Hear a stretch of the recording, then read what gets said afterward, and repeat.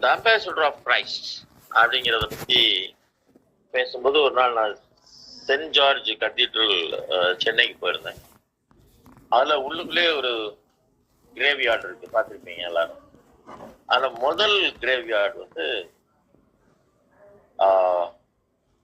கிரேவியார்டில் வேற ஒன்றுமே எழுதலை, ஒரே லைன் அம்பாசிடர் ஆஃப் கிரைஸ்ட் எழுந்தது. அப்பதான் யோசிக்க ஆரம்பிச்சேன், என்ன இவ்வளவு அழகா அவங்க அது அவருடைய ஃப்ரெண்ட்ஸ் வந்து யாருன்னா அது பிஷப் செல்வியினுடைய கல்ற, அது அவருடைய ஃப்ரெண்ட்ஸ் அந்த காலத்துல இருக்கவங்க அதை பண்ணியிருக்காங்க. அவருக்கு ஃபேமிலி கிடையாது, அவருக்கு வந்து ஒய்ஃப் எல்லாம் கிடையாது. அதனால அவர் பேச்சுலரா இருந்து அப்படியே இங்கேயே இறந்து போயிட்டாரு.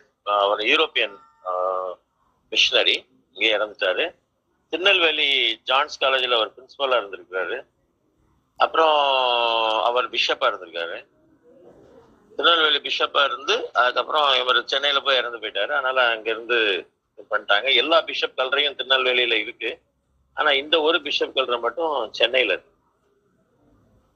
அதுல ஜிடி செல்வின் அப்படின்னு சொல்லி போட்டிருந்தது, போட்டு இவர் பேர் போட்டிருந்தது. ஆனா அதுக்கப்புறம் தான் நான் அதை அவருடைய இதெல்லாம் வாசிக்க ஆரம்பிச்சேன்.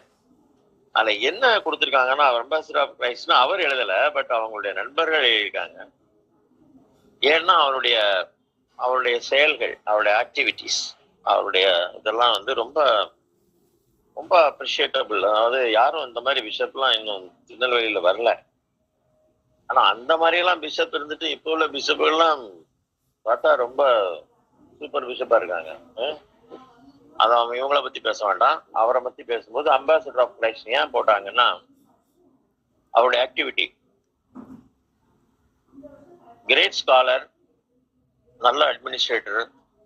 அவர் உட்கார்ந்துருக்காரு. ஒரு நாள் என்னாச்சு, இதே மாதிரி ஒரு நம்ம இப்போ வெளியே போகாம இருக்கோம்ல, அது மாதிரி திருநெல்வேலி விட்டு வெளியே போகாம ஒரு காலம் வந்திருக்கு. ஒரு பேர் வெளியே போகல ஒரு 15 நாளா. ஏன்னா நெல்லையப்பர் கோயிலை பத்தி சுத்தி உள்ள இடங்கள், அதுல வந்து அக்ரஹாரம் ஒண்ணு இருக்கு, அது உங்களுக்கு தெரியும். நீங்க வந்துருந்தீங்கன்னா அந்த இப்போ இருக்கிற போத்தீஸ் அந்த ரோடு, அதுல வந்து அந்த அக்ரஹாரம் ஃபுல்லா பிராமின் ஏரியா. அப்பமும் தான் இப்பவும் அப்படிதான்.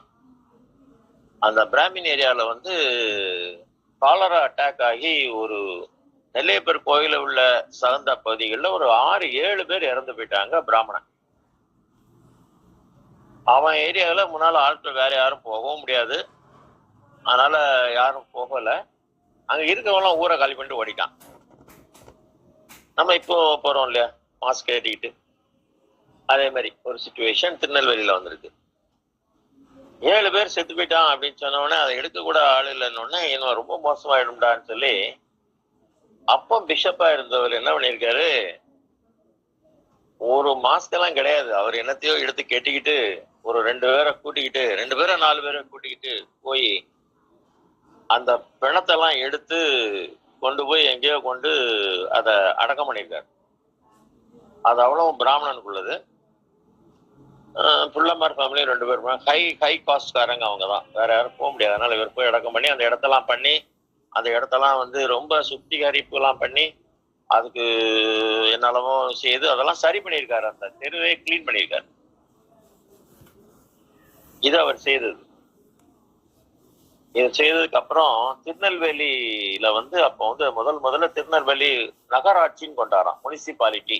ரொம்ப நாளைக்கு முன்னாடி திருநெல்வேலி முனிசிபாலிட்டின்னு கவர்மெண்ட் அனௌன்ஸ் பண்ணி, இன்னையில இருந்து திருநெல்வேலி முனிசிபாலிட்டியா மாறுது, அது வந்து இப்போ டவுன் ஆயிடுச்சு, அதனால முனிசிபல் அந்தஸ்து கொடுத்துட்டோம், அதனால உங்களுக்கு வந்து முனிசிபல் சேர்மன் நீங்க எலெக்ட் பண்ணணும், யாரெல்லாம் நாமினேஷன் கொடுக்கணும்னு சொல்லி கவர்மெண்ட்ல இருந்து டிக்ளேர் பண்ணியிருக்காங்க.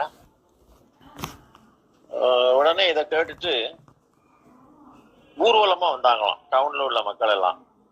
அதுல பிராமணன், உள்ளமாறு, செட்டியார், இவங்க 3 பேரும் நடந்து நம்ம பிஷப் ஷோக்கு வந்து செல்வின் பிஷப்பை பார்த்து, நீந்தான் எங்களுக்கு நகராட்சி தலைவரா இருக்கணும், நீ தான் சூட்டபிளான ஆளு, இந்த ஊர் உன்னை கௌரவிக்குது, நாங்க யாரும் நிக்க மாட்டோம், நீந்தான் அப்படின்னு சொல்லி பேரை எழுதி கொடுத்து கையெழுத்து வாங்கிட்டு அவரு ரொம்ப யோசிச்சிருக்காரு. அப்புறம் ரொம்ப ரொம்ப ப்ரெஷர் பண்ணதுனால அவர் ஒத்துருக்காரு. ஆனா யாரும் எழுத்து நிக்கல. அவர்தான் திருநெல்வேலியின் முதல் நகர சபை தலைவர். இன்னைக்கும் அவருடைய போட்டோ அந்த முனிசிபாலிட்டி இப்போ கார்பரேஷன் ஆயிடுச்சு, அந்த கார்பரேஷன் ஆபீஸ்ல முதல்ல தொங்க போட்டிருக்காங்க. இதுதான் வாழ்க்கை, இதுதான் ஆண்டவரோட தொடர்பு.